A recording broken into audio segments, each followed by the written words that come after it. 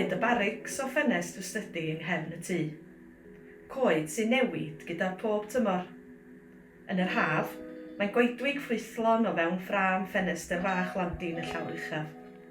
Cymanfa o ddail yn dilyn arweiniad yr awel a'r gwynt.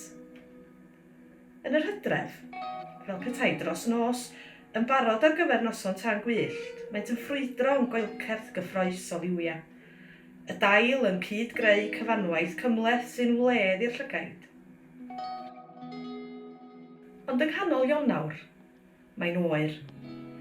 A'r coed yn sefyll yn oeth ar ei boncyffio'n cadarn.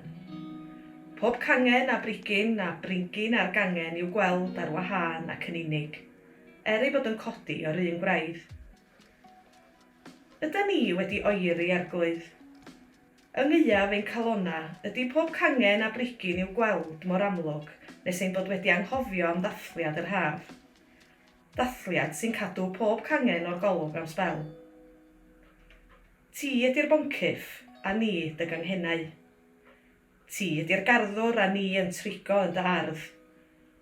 Ond da ni wedi anghofio do. Wedi anghofio mai dy ardd di ydy hi, pob cornel ohoni. Maddai ni am gorlannu ein meddyliau a'n hagweddau'n hunain, yn hytrach na dathlu amrywiaeth dy ardd di.